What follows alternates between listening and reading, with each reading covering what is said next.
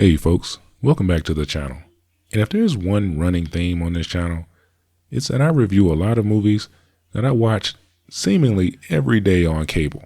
Back in the 80s, during the latchkey generation, there was a lot less to watch on TV.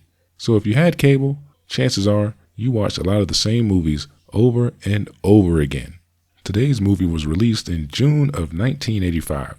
But I'm pretty sure I didn't watch it until I moved to Alaska in spring of 1986. And like I said, this was pretty much a daily occurrence for me and my sister for that whole summer. So without further ado, today's movie is The Heavenly Kid.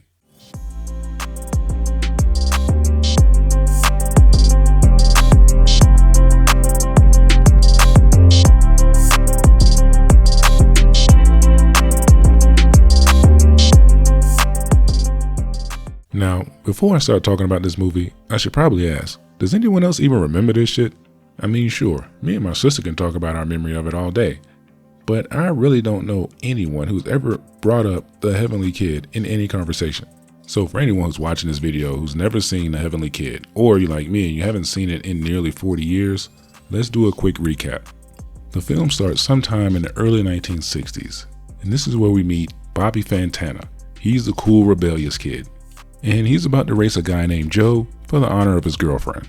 Well, things go bad for Bobby in the race, and he ends up flying off a cliff to his death. And a quick side note, look at Joe's face when he realizes Bobby's dead.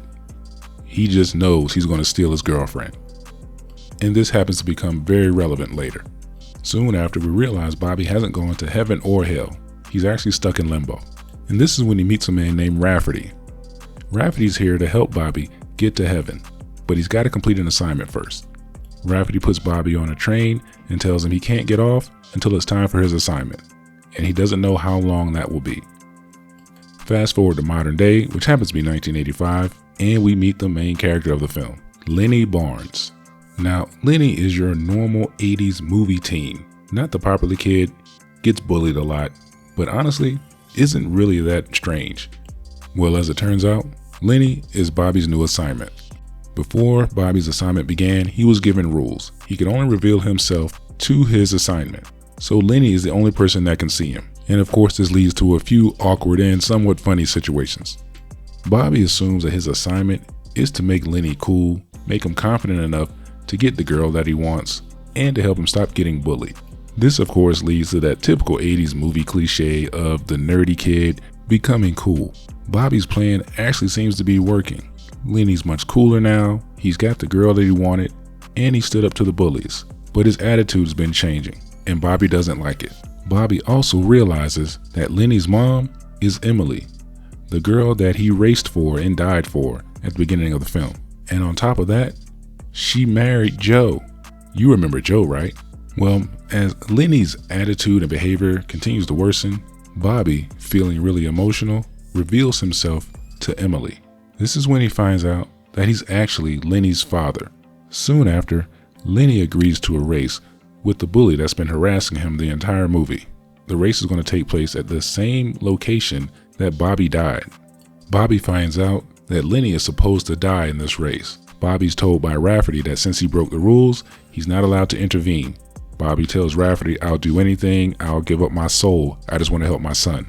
Bobby ends up saving Lenny while never revealing that he's his father, and this ends up being enough for Bobby to go to heaven. So now that you have a synopsis, I want to talk about a few things that are notable about this movie. First, like I mentioned at the beginning, I watched this movie seemingly on a daily basis, probably for an entire summer in 1986. At the time, I was 8 years old, so I thought this movie was pretty great. I mean, it was no Back to the Future, Goonies, or Rocky IV, but I loved it anyway. Watching it again as an adult, it's not quite as good as I remember. Don't get me wrong though, the movie isn't bad. And I'm not going to be too critical of a film from 1985 when it comes to special effects. Most special effects from that era don't hold up. But watching it now, it seems like it was originally meant to be a much more serious film. And some producer or executive was like, no, let's make this like every other teen comedy. Because the story of the movie on its own is actually pretty good. I mean, the whole plot twist about Bobby being Lenny's dad is genuinely noteworthy in this film. And I hadn't seen this movie in so long That was an element of it that I completely forgot. So I was actually surprised and shocked when I was watching it, because in my mind I was thinking, how in the hell did I forget that Bobby was Lenny's dad? Now I also noticed a few logical fallacies in the movie. Like, if Bobby's a ghost, then how the hell does he smoke and get high in the mortal world? That's not really explained, and it doesn't really make sense. As well as the scene when Lenny's parents confront him about getting high or drunk and having that new car. I just feel like, even though this is a movie, yeah, it's an 80s movie, I don't know anyone whose parents would have let that situation go so easily. Their teenage son shows up with a beautifully restored classic car, and he says his friend gave it to him. That situation wouldn't have ended right there for anyone that I know. And another thing about that car, and this was pretty minor, the film's supposed to take place in Fort Lauderdale, Florida. It was filmed in Miami and around Atlanta, and you can tell when it's filmed in Atlanta and what parts are filmed in Florida because it looked very different. That being said, no one in Florida who has a convertible would leave it open all night. For whatever reason, Lenny parks that car in front of his house, leaves the top down, and never puts it back up. This is Southern Florida. It's going to rain. No one would do that to their beautifully restored car. One last note. Bobby is played up to be this cool guy for the entire film. When he's finally granted his way into heaven, he hops on the back of the motorcycle with Rafferty to fly off into the sky. But just think about that for a moment. Would a guy like Bobby actually ride bitch with Rafferty, even if he was going to heaven? Like, don't you think he'd argue just a little bit? That didn't mean anything to me as a kid, but as a grown man, I'd have to ask Rafferty for like a sidecar at the very least. A second bike, something. As I was editing this video, I realized that I completely forgot to mention the fact that there's a bootleg version of the Beverly Hills Cop theme in this movie.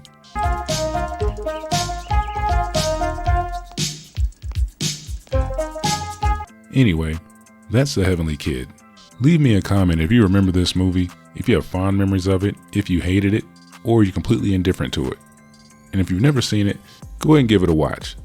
As of this recording, it is available on Tubi, but there's a warning that says the movie will be leaving in about 12 days. And by the time you see this, that'll be down to about 7 or 8 days.